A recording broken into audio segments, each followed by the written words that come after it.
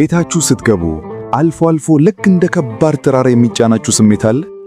በውጭ ደህና ውላችሁ ሥራ ቦታ ስቃችሁ የቤታችሁን በር ከፍታችሁ ስትገቡ ግን ምክንያት የሌለው የድብርት የጭንቀትና የጠብ መንፈስ ይወርሳችኋል።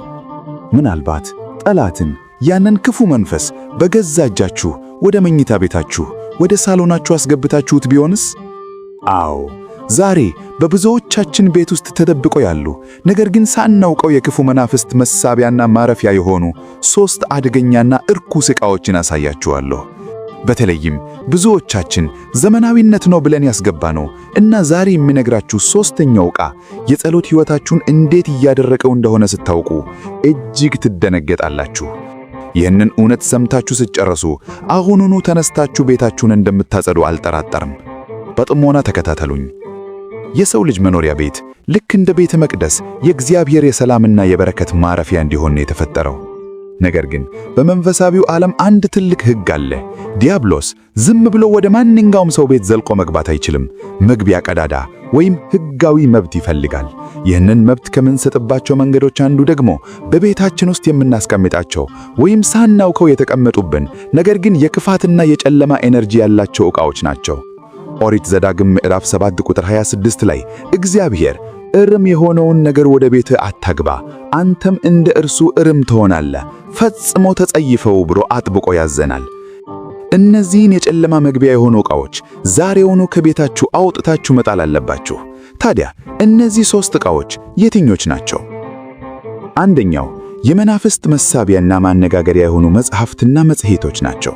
በዘመናችን እጅግ አደገኛ ፈተና የሚመጣው በዕውቀትና በጥበብ ስም ነው። ብዙ ሰዎች ለማንበብ ካላቸው ጉጉት የተነሳ አሊያም ስለ ነገ ለመተነበይ ካላቸው ፍላጎት የጥንቆላ፣ የኮከብ ቆጠራ፣ የሕልም መፍቻንን የሚሉ ከኦርቶዶክሳዊ አስተምሮ ውጭ የሆኑ እና መናፍስትን እንዴት መጥራት እንደሚቻል የሚያስተምሩ መጽሐፍትን ገዝተው መደርደሪያቸው ላይ ያስቀምጣሉ። ልብ በሉ፣ እነዚህ መጽሐፍት ዝም ብለው በወረቀት ላይ የሰፈሩ ቃላት አይደሉም። ስነ ልቦናው የሚነግረን የምናነበው ነገር ንዑስ አእምሮአችንን ፕሮግራም ያደርጋል። በመንፈሳዊ ዓለም ደግሞ እነዚህ ቃላት እርኩሳን መናፍስት ወደ ቤታችሁ እንዲገቡ የሚጋበዙ የመግቢያ ፓስፖርቶች ናቸው። እነዚህን መጽሐፍት ቤታችሁ ማስቀመጥ የክፉ መናፍስትን ቋንቋ እንደመናገር ይቆጠራል። ቤታችሁ ውስጥ ምክንያት የሌለው ፍርሃት፣ በሕልም መቃዠት እና የጸሎት መዳከም ካለ መጀመሪያ መጽሐፍት መደርደሪያችሁን ፈትሹ። አጋንንትን የሚያወድሱ የምርትና የጥንቆላ መጽሐፍት ወይም ከየት እንደመጡ አታውቋቸው ምስጢራዊ መጽሔቶች ካሉ ከመንፈሳዊ አባቶች ጋር በመነጋገር ዛሬውኑ አውጥታችሁ አቃጥሏቸው። ከአንዳንድ ሰዎች እንደሰማሁት ደግሞ በሚያሳዝን ሁኔታ እነሱ የማያውቁት በሥርዓቱ የተጠቀለሉ የተለያዩ ነገሮችን ሥራ ስርን ጨምሮ የያዙ ወረቀቶችን ያገኙ ሰዎችም አሉ። ስለዚህ ቤታችሁን በደንብ መመልከትና በአግባቡ ማጽዳትን ችላ አትበሉ። ሁለተኛው ዕቃ ደግሞ ክፉ ትዝታን፣ ቂምን እና ጥቅል ሐዘንን የሚያስታውሱ ዕቃዎች ናቸው። ይህኛው ነጥብ እጅግ ጥቅ የሆነ የሥነ ልቦናና የመንፈሳዊነት ቁርኝት አለው። ሁላችንም በሕይወታችን ውስጥ ሕመም አሳልፈናል። ነገር ግን አንዳንዶቻችን ያንን ሕመም በዕቃዎች መልክ ቤታችን ውስጥ እናስቀምጠዋለን።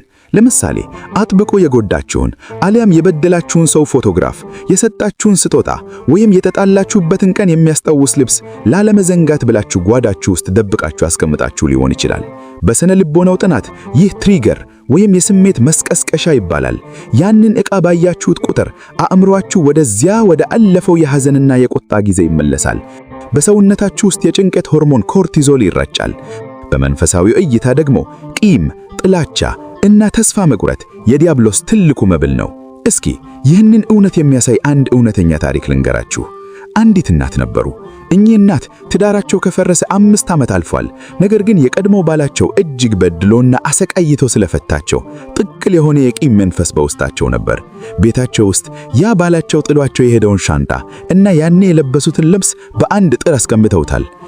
ያንን ሻንጣ ባዩት ቁጥር ያለቅሳሉ፣ ይበሳጫሉ። ከጊዜ በኋላ እኚህ እናት ከባድ የሆነ የድብርት በሽታ ውስጥ ገቡ። ልጆቻቸው ላይ ምክንያት አለ ቁጣ ማብዛት ጀመሩ። የቤቱ ሰላም ሸሸ። በመጨረሻም አንድ መንፈሳዊ አባት መጥተው ቤቱን ሲባርኩ ያን ጥርዝ ላይ የተቀመጠውን ሻንጣና ፎቶግራፎች አዩ። አባም ልጄ ሆይ ይህ ሻንጣና ፎቶግራፍ የልብስ ማከማቻ ብቻ አይደለም፣ የቂምና የጨለማ ማረፊያ ዙፋን ነው። የጠላሽውን ሰው ዕቃ በቤትሽ አኑረሽ እንዴት የእግዚአብሔር ሰላም ከኔ ጋር ያድራል ብለሽ ትጠብቂያለሽ? ልብሽ ከዛ ቂም እስኪነጻ ዛሬውኑ አውጥሽ ጣየው አሏቸው። እኚህ እናት ያንን ዕቃ ከቤታቸው አውጥተው ከጣሉና ልባቸውን በይቅርታ ካጠቡ በኋላ ነበር ያ ሁሉ የድብርት መንፈስ ተነስቶ ወደ ቤታቸው ብርሃን የገባው። እናንተም ቤታችሁ ውስጥ የሞተን ሰው ተስፋ በሌለው ሐዘን እንድታለቅሱ የሚያደርግ፣ የበደላችሁን ሰው እንድትረግሙ የሚያደርግ ወይም የድሮ ኃጢአታችሁን ለምሳሌ ኢየሱስ ጊዜያችሁን የሚያስታውስ ዕቃ ካለ አታስቀምጡት። እግዚአብሔር አዲስ ፍጥረት አድርጓችኋል። የጨለማውን ዘመን ትዝታ ከቤታችሁ ጠርጋችሁ አስወግዱት። ሦስተኛውና የመጨረሻው ዕቃ ሳናውቅ በቤታችን የሰቀልናቸው ርኩሰትን የሚጋበዙ ምስሎችና ቅርጻ ቅርጾች ናቸው። በዘመናችን ቤትን ለማስዋብ ዴኮር በሚል ሰበብ እጅግ ብዙ ሰዎች አደገኛ የሆኑ ምስሎችን ሳሎናቸውና መኝታ ቤታቸው ይሰቅላሉ። አንዳንዱ ከየትኛው ባህል እንደመጣ የማይታወቅ እርቃኑን የሆነ ወይም አስፈሪ ገጽታ ያለው ቅርጻ ቅርጽ ደስታችሁ ገዝቶ ያስቀምጣል። ሌላው ደግሞ የጥቃት፣ የደም እና የጨለማ ስሜት የሚሰጡ አብስትራክት የሚባሉ ስዕሎችን ይሰቅላል። አልፎ ተረፎም በአንዳንድ ወጣቶች መኝታ ቤት ርኩሰትን፣ ዝሙትን ወይም የአመጽ ሙዚቃን የሚያራምዱ ታዋቂ ሰዎች ፖስተሮች ተለጥፈው ይገኛሉ። ተወዳጆች፣ አይን የሰውነት መብራት ናት። በቀን 48 ሰዓት ቤታችሁ ውስጥ የተሰቀለው ምስል ሳታውቁት ከስነ ልቡናችሁ ጋር ይነጋገራል። አስፈሪና የጨለማ ስዕሎች በተሰቀሉበት ቤት ውስጥ ልጆች በሌሊት ይደነገጣሉ፣ ሰላማዊ እንቅልፍ አይኖሩም። ሐዋርያው ቅዱስ ጳውሎስ ለዲያብሎስ ፈንታ አትስጡት ብሎናል። ርኩሰትንና አመጽን የሚያሳዩ ምስሎች በቤታችሁ መኖር ኑ እዚህ ቤት የእናንተ ቦታ ነው ብሎ አጋንንትን እንደመጋበዝ ነው። የኦርቶዶክስ ተዋሕዶ አማኝ የሆነ ሰው ቤት ሲገባ ራሱ ያስታውቃል። ግድግዳው ላይ ሰላምን የሚሰብኩ የጌታችን የመድኃኒታችን የኢየሱስ ክርስቶስ፣ የእመቤታችን የቅድስት ድንግል ማርያም እና የቅዱሳን መላእክት ስዕላት ይሰቀላሉ። እነዚህ ቅዱሳት ስዕላት ለቤቱ ሞገስ፣ ለጸሎት ደግሞ ትልቅ ትኩረት ይሰጣሉ። ስለዚህ ዛሬውኑ የቤታችሁን ግድግዳዎች፣ የመኝታ ቤታችሁን በሮችና የልጆቻችሁን ክፍል ፈትሹ። ከእግዚአብሔር መንፈስ ጋር የሚጣላ ማንነቱ የማይታወቅ ጣዖት መሰል ቅርጻ ቅርጽ ወይም ርኩስ ምስል ካለ ያለምንም ማቅማማት አውጥታችሁ ሰባብሩት። ቤታችሁ ከውጪው የዓለም ማዕበልና ጭንቀት አምልጣችሁ የምታረፉበት፣ የምትጸልዩበት እና ከፈጣሪያችሁ ጋር የምትገናኙበት የሰላም ወደብ ነው። ይህንን ወደብ በገዛ እጃችሁ ለጠላት አሳልፉ አትስጡ። ዛሬ ይህንን ቪዲዮ እንዳያችሁ በቤታችሁ ዙሪያውን ቃኒት አድርጉ። የመወርት መጻሕፍት አሉ? የቂምና የክፉ ትዝታ ማስታወሻዎችስ ወይም ርኩስ ምስሎች ካሉ አውጥታችሁና አስወግዷቸው። ከዚያም ቤታችሁን አጽዱ። ከቤተ ክርስቲያን የተቀደሰ ጸበል አምጥታችሁ አቤቱ ቤቴን የሰላም ማደሪያ አድርገው፣ የጨለማውን መንፈስ ከኔ አርቅ እያላችሁ በቤታችሁ አራት ማዕዘን እርጁ። ያኔ እንደ ተራራ የጫናችሁ የነበረ ያ ከባድ መንፈስ በእግዚአብሔር ኃይል ልክ እንደ ጉም በነፋስ ሲጠፋ ታያላችሁ። የእግዚአብሔር ብርሃን፣ ሰላምና በረከት በቤታችሁ ይሞላል።